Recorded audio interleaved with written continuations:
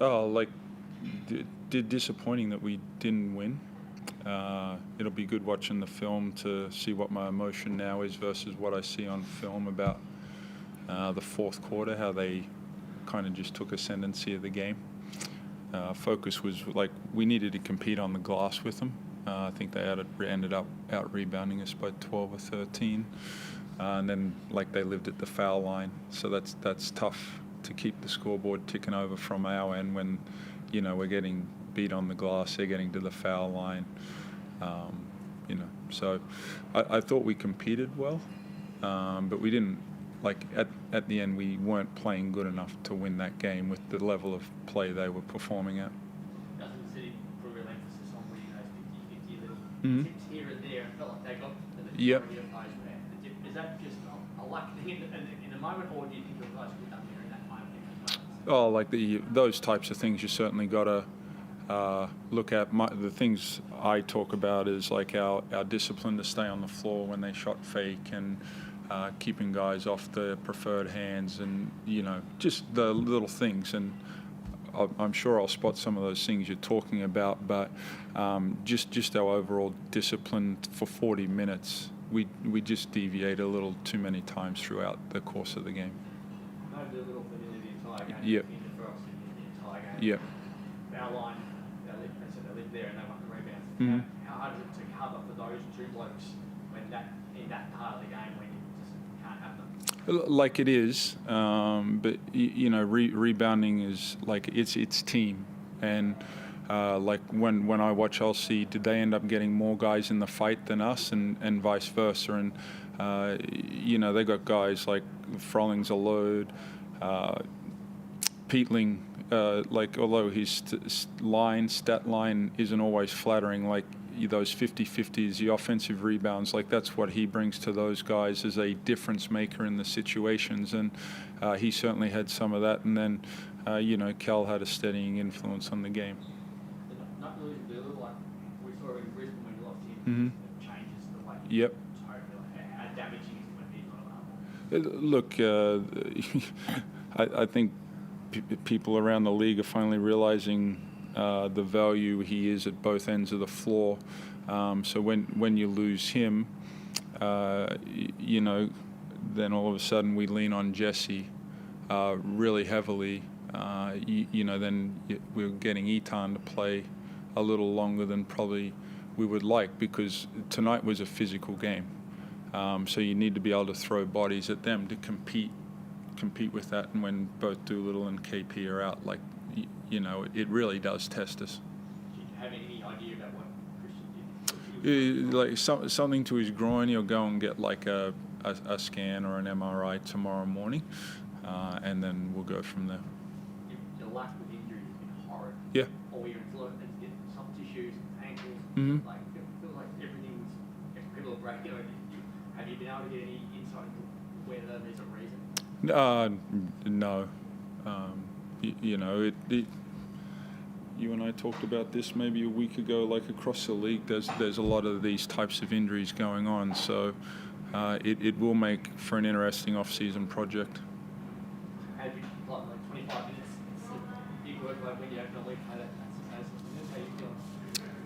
Oh, yeah. I mean, would have been nice to get the win. To be honest, it doesn't matter how I feel. Obviously, going down, it just throws the rotations out a little bit. But it's kind of professional sports, right? We've got to adjust and got to make do, and now we're on the road. So we'll take some learnings from this game, and it's a quick turnaround. That's kind of what the NBL's about. We've had a lot of doubles this year so far, and this is just another one. So yeah, as I said, quick turnaround, take care of our bodies, and go in Adelaide.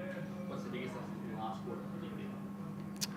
Look, I thought we played a solid game, but I think probably for a 3-4 minute patch, it just got away from us.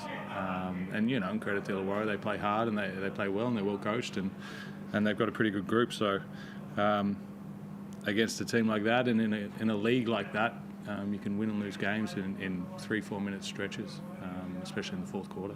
So probably just got away from us there a little bit. As I said, hopefully we can take some learnings and learn from it and move on. As I said, quick turnaround. What would your message be to the guys knowing that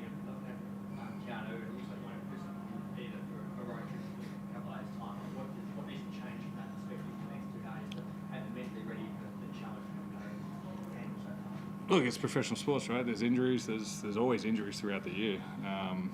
Every team, every journey that you go on, there's always injuries, but it just means there's opportunities for other guys. We've got a deep bunch. We've got guys that sometimes don't play a lot who are incredibly talented and deserving of an opportunity. So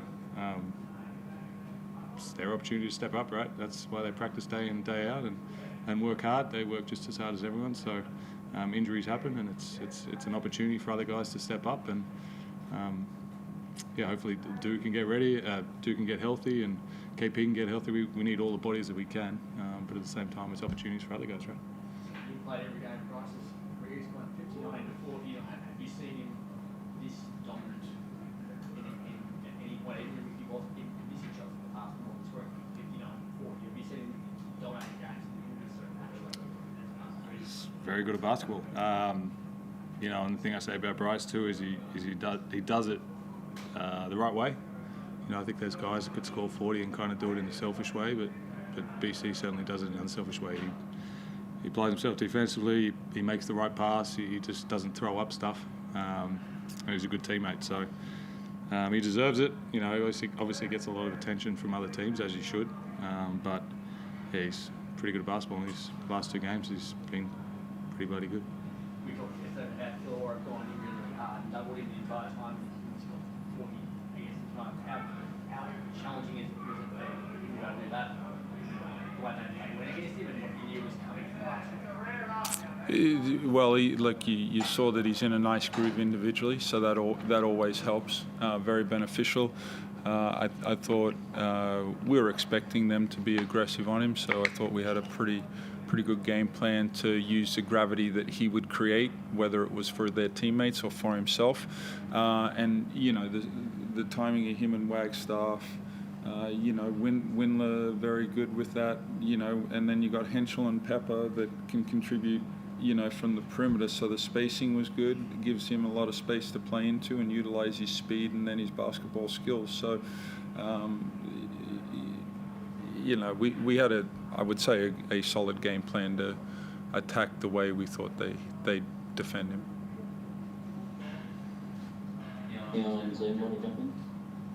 Yeah, quickly if I can, just one for you, John. Just on Sunday's game now in Adelaide, obviously you haven't had a chance to scout them yet because your attention's not tonight, but now that you do turn your attention to them, are they a difficult team to prepare for just because they're so different without Trez and DJ, then they now blend in Kendrick back on Sunday, so they'll have to change a lot of what they now have been able to do in the last 2 games that you look at too.